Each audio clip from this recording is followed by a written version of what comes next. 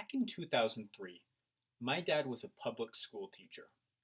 He would drive by Wendy's each and every day, and he would look at the beginning salary. He began to notice that it was higher than he was making after 8 years of teaching, and that really started to bother him. And this is a crisis that's starting to plague America as a whole today, as our teachers are leaving in droves. And why is this? Why are our teachers leaving? Well, it's because they're underpaid, they're exhausted, and they're not receiving the support they need. Back during the Reagan administration, there was a poll taken on what people thought we should put our taxes towards. It was in part of a nation at risk. What did people vote for? Education came first, above healthcare, welfare, and military defense. But this is definitely not true today. If you look at the infographic from National Priorities on the handout, you'll see that actually over half of our budget goes to military funding. So why is education just a little bit of a slice? Well, we have a paradox here. We say that we should fund education more, but we're not paying enough. It's not where all our tax money is going to. Some say this is all right. Teachers are only being paid for 9.5 months of work, so they don't need to be paid as much. They get a 2.5 month vacation. And I can see where they're coming from. This is in fact what our Secretary of Education says right now. She's actually said that teachers are overpaid. However, the 2012 Primary Sources Survey, which went around asking teachers how their job experience was going, found that 2/3 of teachers actually felt like they were being underpaid.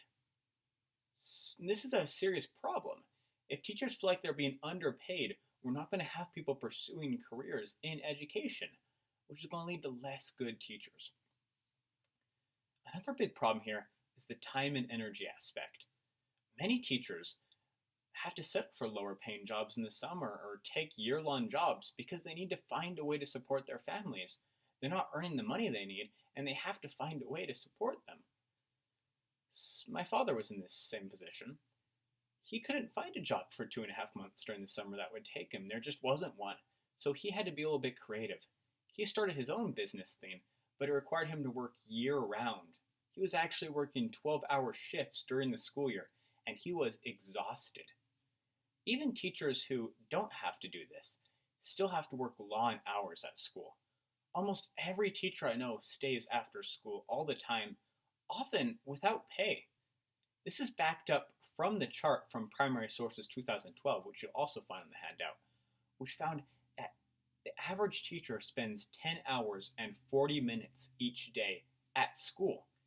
That's a big step beyond the 8-hour workday we're all used to.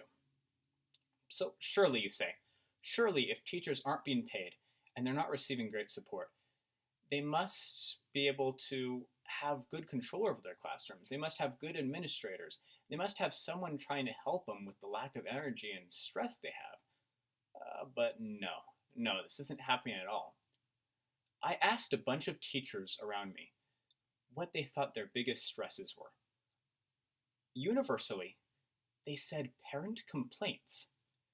Parents trust teachers to be educated, to teach their children, and to help them grow in the world, but they're not giving them the autonomy they need. Instead, some of these teachers were handing out A's to students simply because they wanted to avoid teachers contacting the principals because these teachers were worried about their jobs. This is also backed up by the Primary Sources Survey, which found that 98% of teachers believe better family involvement and support would have a strong impact on student achievement. Even worse than this, though, is the current curriculum. It's becoming more and more standardized. You look at No Child Left Behind, then you had Race to the Top, then you had Common Core now. Each of these has built more and more standardization, and it's becoming worse and worse for good educators. Why is this? Well, if all you're having to do is read out of a textbook, read the same material, just look at the slides, why do you need good educators in the first place? The purpose of good educators is that they can provide flexibility. They can create individualized learning for individualized students. If it's just the same material for everyone, You can have a random person come off the street and just read the textbooks to these students. There's no reason to look for better educators. So there's no reason for people to seek better education in teaching and to become better educators. So how do we go about solving this problem? Well, first we have to look at the challenges we're facing. The Utah Policy Education Center, which is at University of Utah, found that 56% of beginning teachers in 2008 were no longer teaching by 2015. We lost over half of our beginning teachers. And this held true even of some veteran teachers. They were leaving in droves. Why did they leave? They mostly left voluntarily, for reasons I've already mentioned: personal life requirements, low salaries, a lack of job benefits, and better career choices. They too were driving by Wendy's and saw that there were better salaries out there, there were better opportunities, and they're jumping on board that. So now how do we solve this? We have to be active. We need to advocate higher pay for our public educators.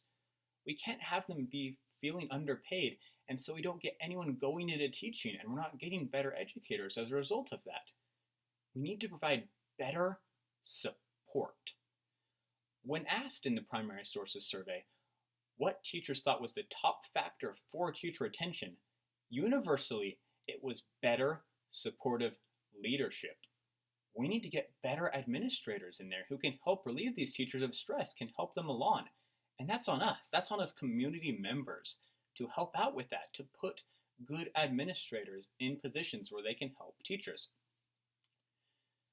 We need to stop complaining. These teachers are complaining that parents are going to them and asking for A's for their students. Parents aren't giving teachers the autonomy they need, and we have to respect that. We have to realize that I get that there are some issues out there. There are sometimes you have to step in and the parents and the teachers have to communicate. But the teachers aren't dumb.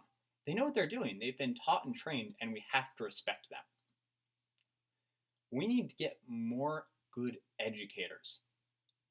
This is especially a problem in Utah, where we have a lot of students and not a lot of good educators. According to the US Census, over the last many years, every census has found that the average number of children per family in Utah is greater than any other state. And Utah actually comes third among the number of children per teacher on average. So our teachers are being stressed already, and suddenly they have a lot of students they have to worry about. We also need to provide better teachers, better benefits.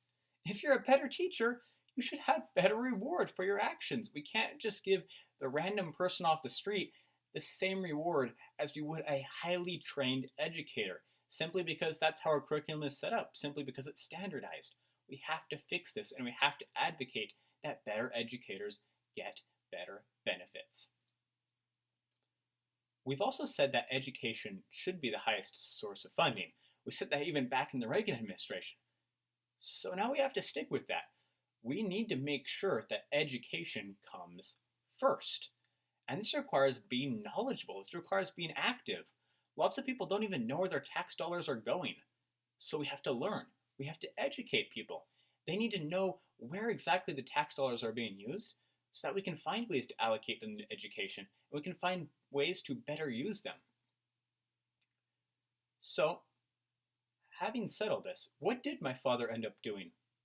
Well, he went, got a business degree, and realized there were a lot of great opportunities out there, better than teaching.